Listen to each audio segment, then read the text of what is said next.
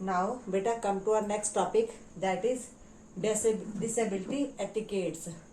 Name से पता लग रहा है आपको, जैसे डिसेबिलिटी एटिकेट्स, यानी कि अगर हम ऐसे किसी पर्सन से मिलने जाते हैं जो कि डिसेबल है, ठीक है, उससे मिलते समय हमें कौन से एटिकेट्स का ध्यान रखना चाहिए, हमारे अंदर कौन से एटिकेट्स होने चाहिए।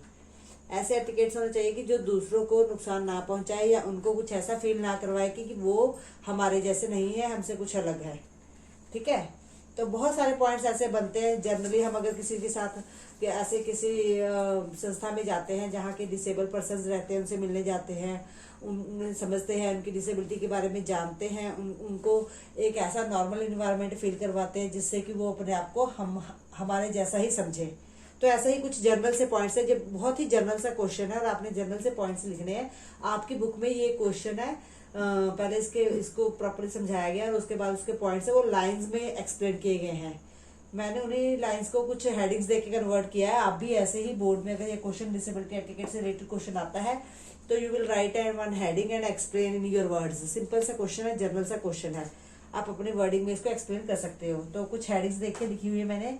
अवॉइड आस्किंग पर्सनल क्वेश्चंस, आप उनकी लाइफ से रिलेटेड पर्सनल क्वेश्चंस है, आपको उनसे नहीं पूछने चाहिए जो जिससे कि उनको दुख हो, उनको कोई ठेस पहुंचे, उनको कोई गम आए, उसके बारे में उनको लगे कि ये हमारी पर्सनल लाइफ में इंटरफेयर करने की कोशिश कर रहा है। Number 2, use a normal tone of voice, यानी कि उनके साथ बातें करते हुए बिल्कुल नॉर्मल वॉइस होनी चाहिए, जैसे हम आम लोगों से कम्युनिकेशन करते हैं। उनके साथ हमदर्दी भरी आवाज में बात करने की जरूरत नहीं है, उनको ये एहसास दिलाने की जरूरत नहीं है कि वो हमसे कम है।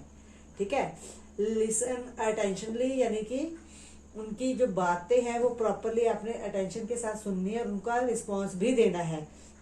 उनको सिर्फ ये महसूस ना हो कि ये हमसे सिर्फ मिलने के लिए वैसे ही हमें देखने के लिए आए हैं। उनको ये लगे कि ये हमारे साथ कुछ बातें करने आए हैं, हमारे साथ अपने व्यूज शेयर करने के लिए आए हैं और हमें भी अपने व्यूज शेयर करने का मौका मिलेगा।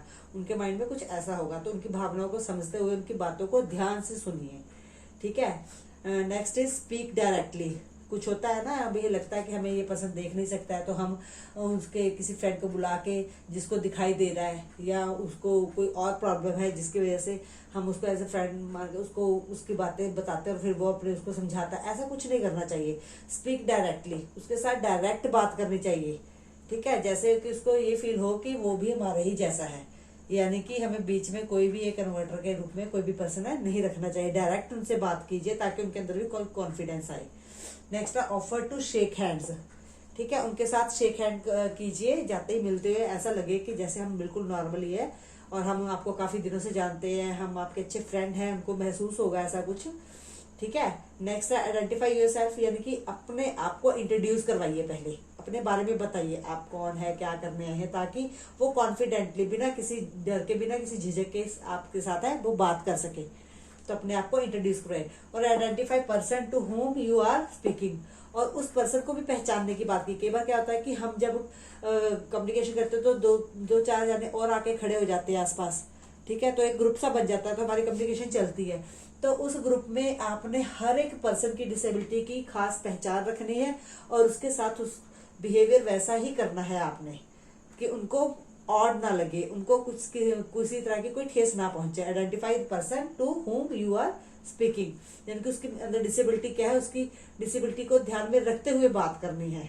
ठीक है, उनके शोल्डर पे हाथ रख सकते हैं, उनको जेस्चर्स दिखा सकते हैं, यानी कि अपने स्किल्स, अपने हाथों को मूवमेंट शो करवा सकते हैं, फ्रैंकली उनके साथ हंसी मजाक कर सकते हैं। ठीक है, तो उनकी डिसेबिलिटी के अकॉर्डिंग आपने अपने आपको इंट्रोड्यूस भी कराना है और उनको अच्छी तरह से जानना भी है। Don't be afraid to ask questions, आप उनसे बातें करते हुए बिल्कुल भी ना डरे। उनको कुछ ऐसा ना लगे कि ये हमसे कुछ झिझक के बात करें या खुल के बात नहीं कर रहे, उनको ऐसा महसूस बिल्कुल नहीं होने देना चाहिए। ठीक है, तो जनरली आप जैसे अपने बेस्ट फ्रेंड के साथ है बातें करते हो, सेम एज इट इज आपका बिहेवियर उनके साथ भी वैसा ही होना चाहिए। इसके अलावा और जब कुछ पर्सन है जो व्हील चेयर पे बैठे होते हैं, अगर उनसे बात कर रहे हो तो उनकी व्हील चेयर को हिलाना डुलाना नहीं चाहिए। नॉर्मली उनके ही बॉडी का एक पार्ट उनको समझना चाहिए और प्रॉपर रिस्पेक्ट देनी चाहिए। शेक हैंड करो उनके साथ, स्माइल के साथ बातें करो। ठीक है, तो अपने व्यूज उनको भी बोलने का मौका दो। ठीक है, तो ये कुछ एटिकेट्स है जो हमें ध्यान में रखने पड़ते हैं। तो तो ये है आपका पूरा टॉपिक इसका डिसेबिलिटी एटिकेट्स का। You have to write one heading and explain your words. You have to write 5 to 6 points under this question. Okay, now the last one topic is strategies to make physical activities. कुछ ऐसे physical activities के लिए कुछ ऐसे strategies तैयार करना जो कि एसेसेबल हो सके फॉर CWSN, यानी कि CWSN यानी कि चिल्ड्रन विद स्पेशल नीड। कुछ ऐसे डिसेबल पर्सन जिनके लिए हम उनको अगर उनको कुछ फिजिकल एक्टिविटीज करवाना चाहते हैं तो उनके लिए क्या स्ट्रेटेजीज हम अपनाएं। ये आपने बेटा +1 में भी एक क्वेश्चन पढ़ा है, अडेप्टिव फिजिकल एजुकेशन। ठीक है, उसके अंडर भी ये टॉपिक आपने किया हुआ है। तो ध्यान से देखिए, अगर हमने कोई डिसेबिलिटी पर्सन जिसके अंदर डिसेबिलिटीज है उन पर्सन को अगर हम उनके लिए कुछ एक्टिविटीज ऑर्गेनाइज करें तो हमने किन बातों का ध्यान रखना है। अडेप्टिव फिजिकल एजुकेशन, आपने फिजिकल एजुकेशन के बजाय अडेप्टिव फिजिकल एजुकेशन चूज करनी है। अडेप्टिव फिजिकल एजुकेशन यानी कि पर्सन की डिसेबिलिटीज को ध्यान में रख के बनाई हुई एजुकेशन। ठीक है, फिजिकल एजुकेशन यानी कि वो फ्लेक्सिबल होती है according to the need of the person की पर्सन के अंदर डिसेबिलिटी कैसी है वैसे उसको मॉडिफाई किया जा सके। Modify rules as per the need of the children, बच्चे के अंदर जो डिसेबिलिटी उसकी नीड के अकॉर्डिंग है रूल्स में चेंजेस की जा सकती है। जैसे टाइम कम किया जा सकता है, ज्यादा किया जा सकता है। ठीक है, ग्राउंड का एरिया वो थोड़ा नॉर्मल रखा जा सकता है। हर एक जगह पे आप ग्राउंड के हर कॉर्नर पे एक अपना मेंटोर खड़ा कर सकते हैं। ठीक है, एक पर्सन उनकी देखभाल के लिए जो कि उनको गाइड प्रॉपरली कर सके। ठीक है, तो ऐसा कुछ कर सकते हो आप। नेक्स्ट है रेगुलर मेडिकल चेकअप। उनका एक्टिविटी से पहले परफॉर्म करने से पहले उनका रेगुलर मेडिकल चेकअप होना चाहिए ताकि किसी तरह की कोई प्रॉब्लम है ना आए उनकी हेल्थ से रिलेटेड। यूज स्पेशल इक्विपमेंट्स, उनकी डिसेबिलिटी से रिलेटेड इक्विपमेंट का ही यूज होना चाहिए। अगर किसी को दिखाई नहीं दे रहा है तो उसके लिए बॉल विद बेल्स। ठीक है, यानी कि बॉल को अगर हम रोल करते हैं तो उसकी बेल की उसकी आवाज से वो पर्सन पहचान सके कि बॉल किस साइड जा रही है। ठीक है, कुछ ऐसे स्पेशल इक्विपमेंट्स का यूज है वो होना चाहिए उनकी एक्टिविटी के अकॉर्डिंग और उनकी डिसेबिलिटी के according. Involve people with disabilities in decision making. जब आप कोई जजेस की टीम बनाते हो तो उसमें एक ऐसा पर्सन भी होना चाहिए जो डिसेबल हो। ठीक है, यानी कि उनकी कैटेगरी का एक पर्सन आपको रखना चाहिए ताकि वो उनको लगे कि यहाँ पे फेयर डिसीजन ही होगा। ठीक है, now last one is encouraging community based programmes.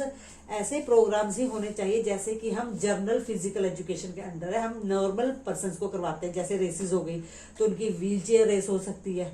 ठीक है, व्हील चेयर रेस हो गई उनकी, साइकिलिंग रेस हो गई उनकी। ठीक है, तो ऐसी एक्टिविटी जो हम नॉर्मल लोगों को करवाते हैं उससे मिलती जुलती एक्टिविटीज ही उनको करवाएं ताकि उनको लगे कि हम भी कम्युनिटी के साथ रिलेटेड बेस्ड प्रोग्राम एक्टिविटीज में ही पार्टिसिपेट कर रहे हैं और वो एनकरेज हों उससे।